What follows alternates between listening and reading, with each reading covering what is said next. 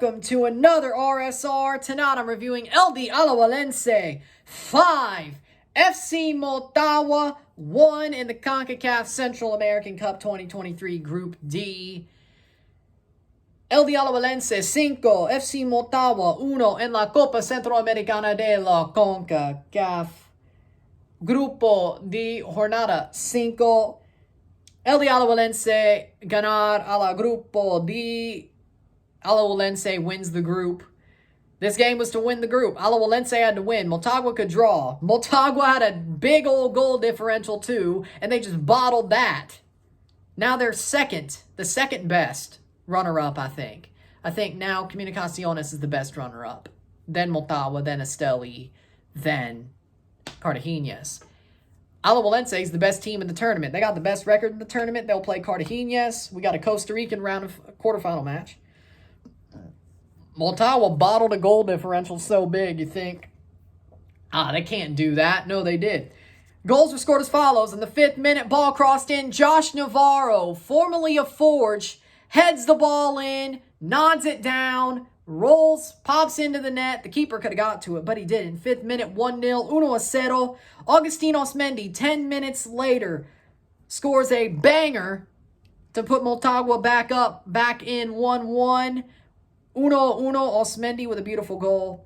But another 15 minutes later, Josh Navarro scores the goal of the group stage with a cross in, gets up, hits a scissor kick volley to bang it into the net, and makes it 2-1, 2-1. Goal of the group stage, maybe just goal of the tournament. Well, yeah, they did have that Olympico, but you know what?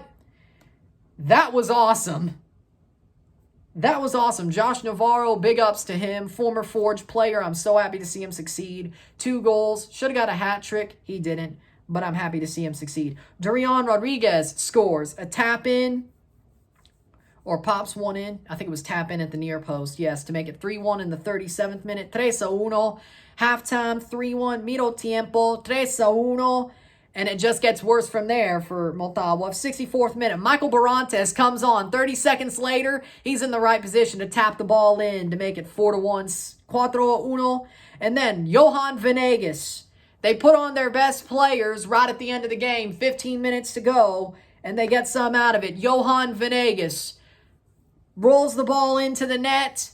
Keeper comes way off his line, rolls it into the net. 5-1, 5-1. That's the way it would end. 5-1, 5-1 here in Alajuela.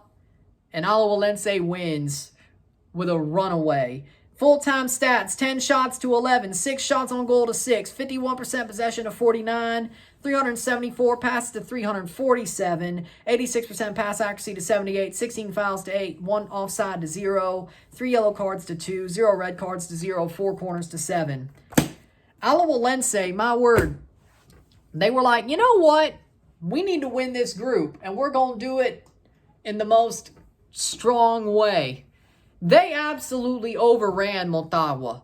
That either shows you that the rest of this group was absolute crap, or Motagua, their backups aren't as good as Alajuelense's, because both teams rotated. Both teams rotated for most of this match. And Motagua didn't even, they were down 3-1 at the half, but you would think if you're trying to at least draw so you could keep the best slot in, if you have the goal differential, you would have the goal differential to be the best team in the round of the quarterfinals. You would think, you know what, we should put on our best players for the last 45. No, they don't. They could have still scored 2. They had a really good first 15 minutes of the second half. They did. They really tried to get back into this game. I got to give it to them. They didn't lay down and die, at least the players. Maybe the manager did, but the players didn't lay down and die. They tried to get back into this at the start of the second half. But their first half was woeful, and then past that first 15 minutes of the second half, they were still woeful, and the game got really chippy. And guess who was at the center of that, my Canadian Premier League friends? Guess who was at the center of that? Former Calvary player Jose Escalante was at the center of it getting chippy. Because of course he was. If you watch Calvary, you damn well know. You know what I'm talking about. Oh, you know. with that being said, my Canadian Premier League fans, you know. But the game got way too chippy in the second half. The first half was an absolute dismantling. Motagua looked second class. They always are the bridesmaids, and I guess this is why. They looked like the bridesmaids once again on this night in Alajuela. They looked like the bridesmaids once again.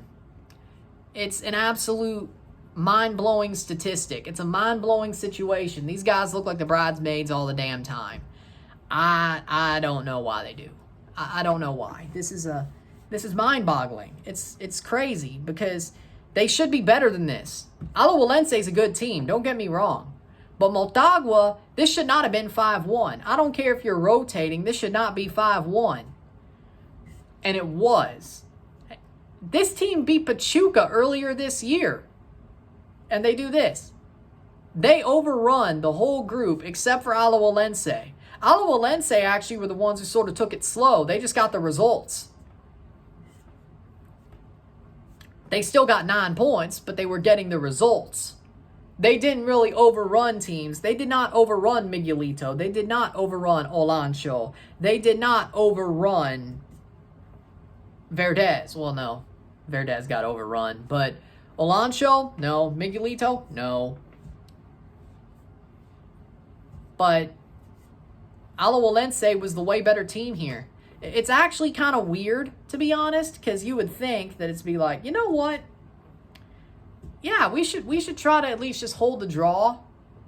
Alajuelense went for broke, and Motagua, I don't know.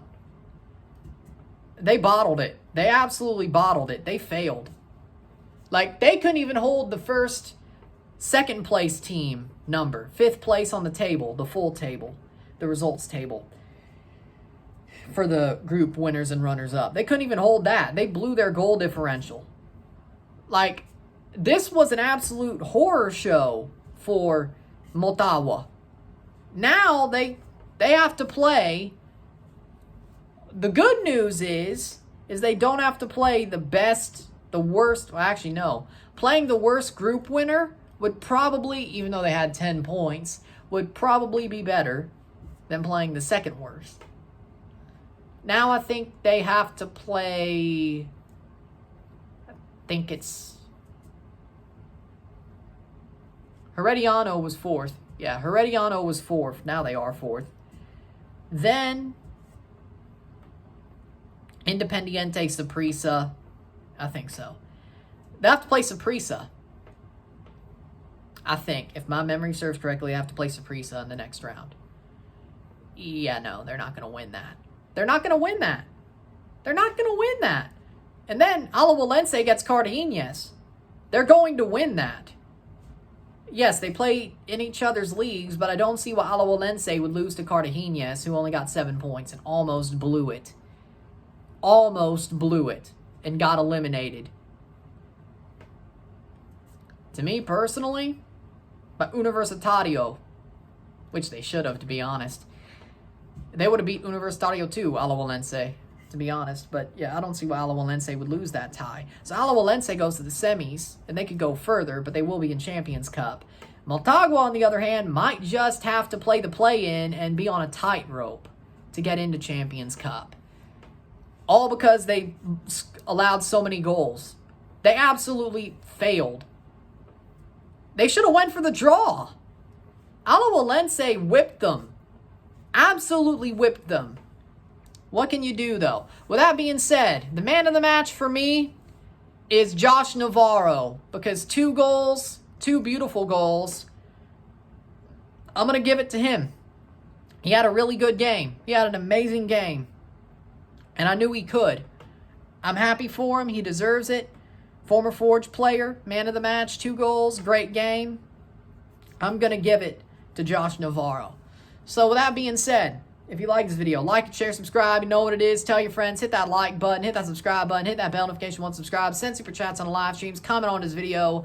Put us in playlist. Share with friends and family. All that great stuff. If you're a Dynasty star, later tonight, I will have Run It Back up, or at least early Friday morning. Then Friday evening, I will have the month ahead up for September. if you're a Dynasty Star. So you have both of those tomorrow pretty much.